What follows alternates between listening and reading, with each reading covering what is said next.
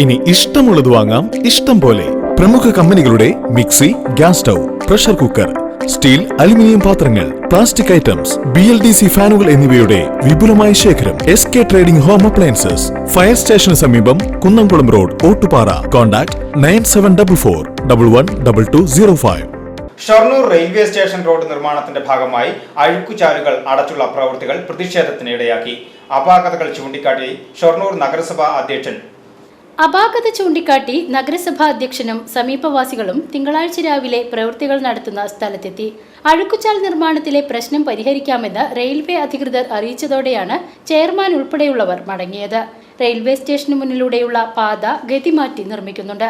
ഇതിന്റെ ഭാഗമായി കൂനമുക്ക് ഭാഗത്തെ അഴുക്കുചാലുകളിലൂടെയുള്ള വെള്ളത്തിന്റെ ഒഴുക്ക് തടസ്സപ്പെടുത്തിയാണ് നിർമ്മാണമെന്നാണ് പരാതി. ഇക്കാര്യം നിർമ്മാണ പ്രവൃത്തികൾ നടത്തുന്ന ഉദ്യോഗസ്ഥരുമായി നഗരസഭാ ചെയർമാൻ സംസാരിച്ചു.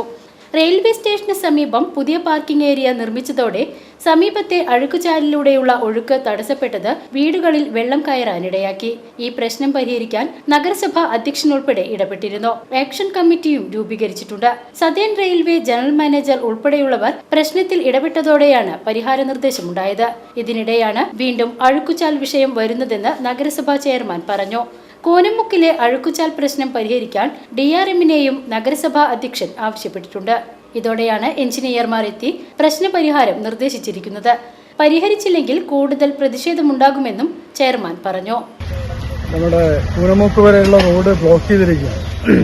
ഇത് റോഡിന്റെ പ്രവൃത്തി നടക്കുന്നു എന്നതിന്റെ അടിസ്ഥാനത്തിലാണ്. റോഡ് പ്രവൃത്തി നടക്കുന്നതിന്റെ ഭാഗമായിട്ട് ഡ്രൈനേജ് അവര് ബ്ലോക്ക് ചെയ്തിരുന്നു. അത് ഇന്നലെയാണ് എൻ്റെ ശ്രദ്ധയിൽപ്പെട്ടത്. അതിനെ തുടർന്ന് ഞാൻ ഉടനെ DRMനെ വിളിച്ചു. DRMുമായി സംസാരിച്ച് DRM അതിൻ്റെ ഫോട്ടോ ഷെയർ ചെയ്യാൻ പറഞ്ഞു.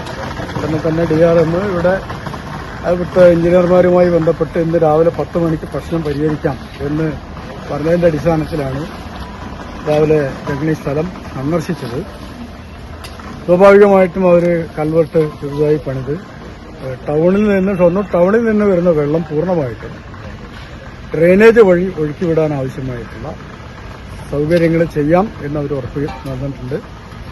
അതനുസരിച്ചുകൊണ്ട് ഒരു പ്രതീക്ഷയോടുകൂടി അത് വളരെ പെട്ടെന്ന് തന്നെ ചെയ്യാമെന്നാണ് അവർ പറഞ്ഞിട്ടുള്ളത്.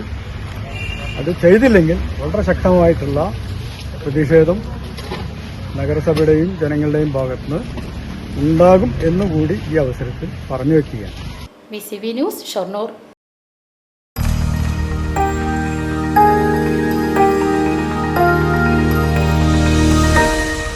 You are watching VCV News.